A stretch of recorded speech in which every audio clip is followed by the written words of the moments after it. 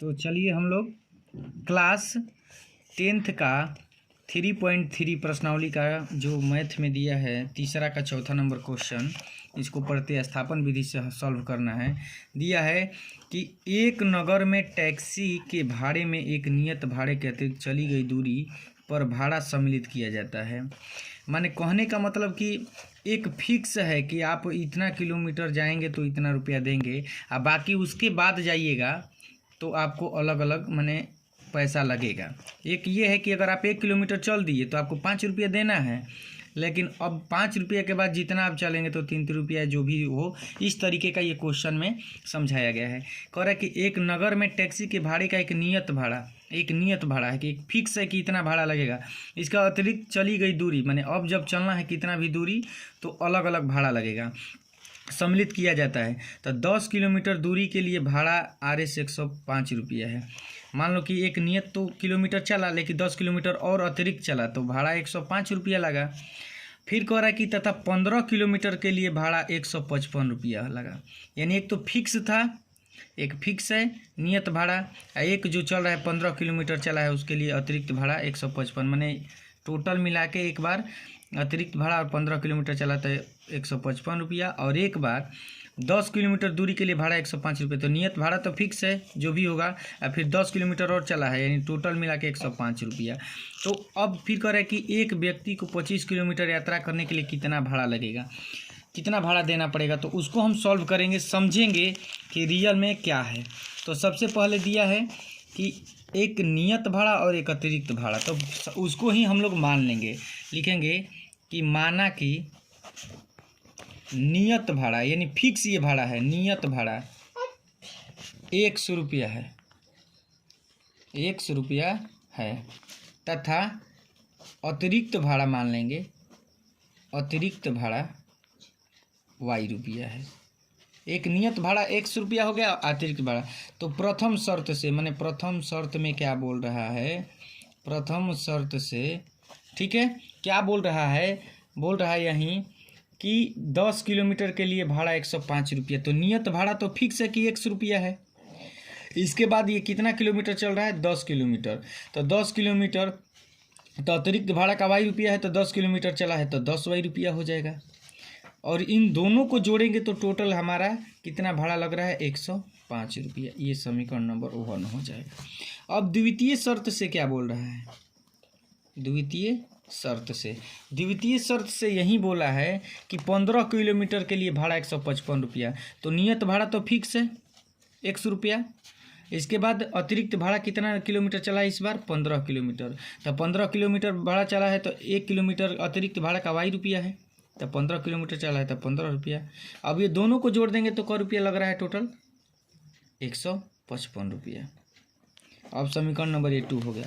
अब XY का अगर भाड़ा XY का मान निकाल लेते हैं तो आराम से हम लोग क्या करेंगे कि 25 किलोमीटर दूरी तय करने का हम लोगों को निकालना है तो निकाल सकते हैं। चलिए अब समीकरण को प्रतिस्थापन विधि से हम लोग हल करते हैं। तो यही वाला लिखेंगे कि x + 10y, जानते हैं समीकरण 1 से यही होता है 105।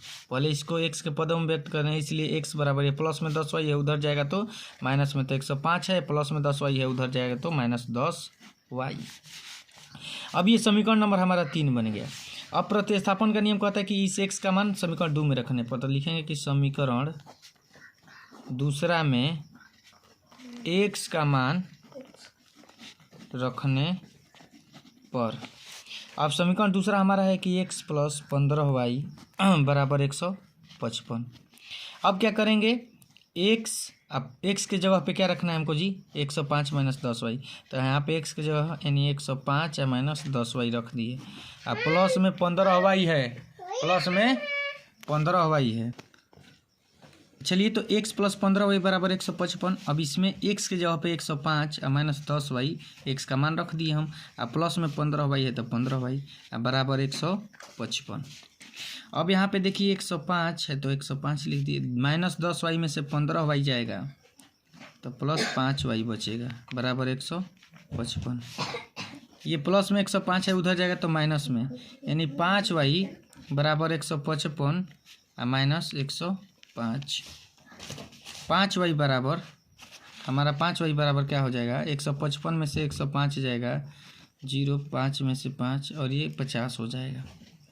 ठीक है, इसलिए y इक्वल टू, तो 50 ये गुणा में है, 5 गुणा में है, इधर जाएगा तो भागा में, 5 से क्या करेगा 10 बार में कट जाएगा, तो यहाँ पे क्या आ गया हमारा 10 आ गया। तो y का मान हमारा 10 आ गया। तो यहाँ पे देखिए जो समीकरण 3 में दिया है, अब यहाँ पे y का मान हम रख देंगे। चलिए यहाँ पे लिखते हैं कि समीकरण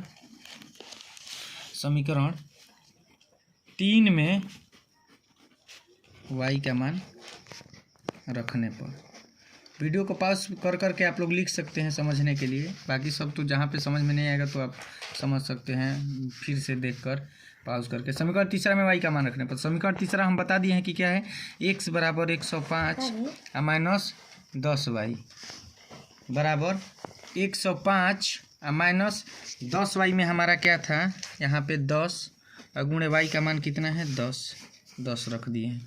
तो 105 माइनस 10 दाही में 100, तो 105 में से 100 हो जाएगा, कितना हो जाएगा 5। तो हमारा x का मान कितना आ गया 5, y का मान 10। तो यहाँ पे हमने क्या निकाला है, हमने ये देखा है कि x बराबर 5 y बराबर 10, यानी नियत भाड़ा हमारा 5 रुपया और अतिरिक्त भाड़ा 10 रुपया हो रहा है। अब हम लोग क्या करेंगे, यहाँ पे लिखेंगे कि 25 किलोमीटर यात्रा कर रहे हैं ना, तो 25 किलोमीटर पहले लिख लेते हैं कि नियत भाड़ा 5 रुपया तथा अतिरिक्त भाड़ा 10 रुपया है। अब 25 किलोमीटर का हमको निकालना है, 25 किलोमीटर का, तो क्या करेंगे हम लोग कि x नियत तो फिक्स है, x प्लस 25 अतिरिक्त भाड़ा 25 y हो जाएगा। तो x का मान कितना है 5, x का मान कितना है 5 प्लस 25 गुणे y का मान कितना है हमारा 10।